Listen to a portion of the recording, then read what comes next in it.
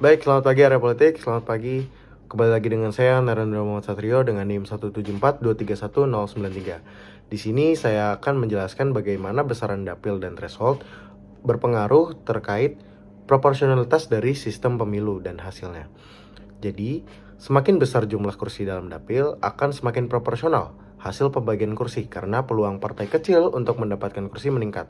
Sebaliknya, dapil yang kecil misalnya hanya 1-5 kursi cenderung meningkatkan proporsionalitas yang menurun karena kesempatan untuk partai kecil berkompetisi juga ikut menurun.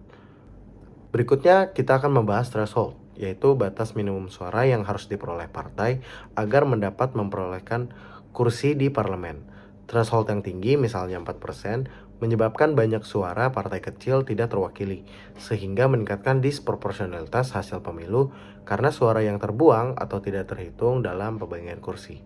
Threshold juga berfungsi untuk menyederhanakan sistem kepartaian dengan mengurangi jumlah partai yang lolos ke parlemen. Namun, kenaikan threshold tidak selalu efektif dalam menyederhanakan sistem kepartaian secara signifikan. Threshold yang terlalu tinggi dapat menimbulkan koalisi besar yang tidak efektif dan mengurangi representasi politik.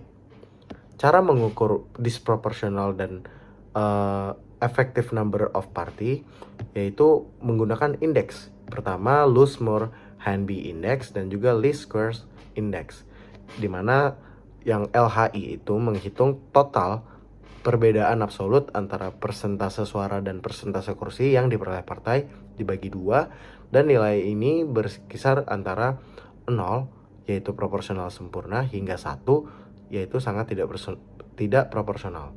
Berikutnya ada Least Squares Index atau LSQ, menghitung akar kuadrat dari jumlah kuadrat selisih antara persentase suara dan persentase kursi partai. LSQ memberikan bobot lebih pada perbedaan besar. Indeks-indeks ini menunjukkan tingkat disproporsionalitas. Yang semakin tinggi nilainya, semakin besar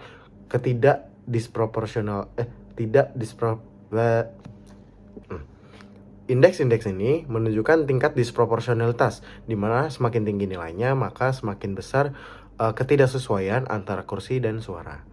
Lalu, pertimbangan berikutnya adalah effective number of party atau ENP, di mana mempertimbangkan ukuran partai berdasarkan suara atau kursi.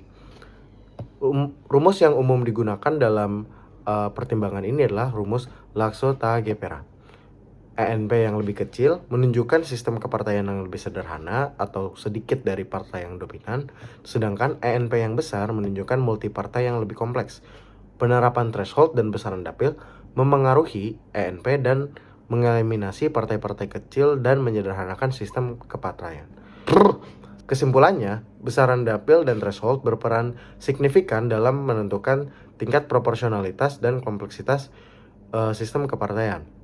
Besaran dapil yang besar dan threshold yang rendah cenderung menghasilkan sistem yang lebih proporsional dan multipartai.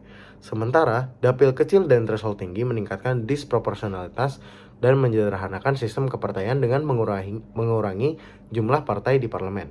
Indeks disproporsionalitas dan ENP adalah alat ukur utama dalam menilai dampak-dampak tersebut. Sekian dari saya yang dapat saya jelaskan. Wassalamualaikum warahmatullahi wabarakatuh.